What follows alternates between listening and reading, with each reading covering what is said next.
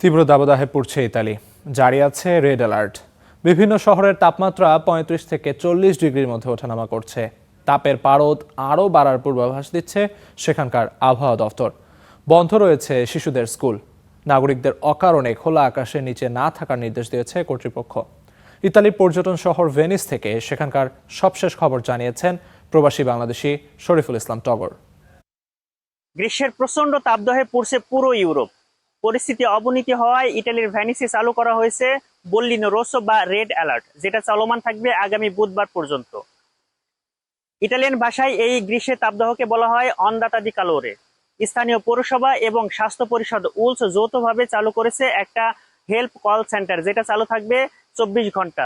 কমনের যে common number রয়েছে ১১৮, এই নাম্বারটি বাদেও অনেক বিশেষ কয়েকটা নাম্বার সরবরাহ করা হয়েছে। যে কোনো পরিস্থিতিতে এই নাম্বারে কল করার কথা বলা হয়েছে।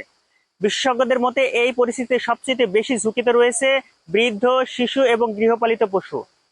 ভেনিস পৌরসভার হিসাব অনুযায়ী প্রায় ১৭,০০০ বৃদ্ধ একাকী একক বাসায় বসবাস করে। তাদের প্রতি বিশেষ নজর রাখার কথা বলা হয়েছে।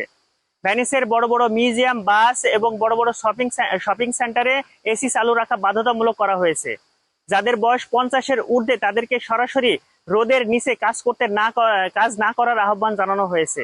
বিশেষজ্ঞদের মতে বলা হয়েছে যে সকাল ১১টা থেকে সন্ধ্যা ৬টা পর্যন্ত বিশেষ করে বৃদ্ধ, শিশু এবং গৃহপালিত পশু পাখিকে বাড়িতে অবস্থান থাকার আহ্বান জানানো হয়েছে। দর্শক, ভেনিস থেকে এই ছিল সর্বশেষ আবহাওয়ার পরিস্থিতি।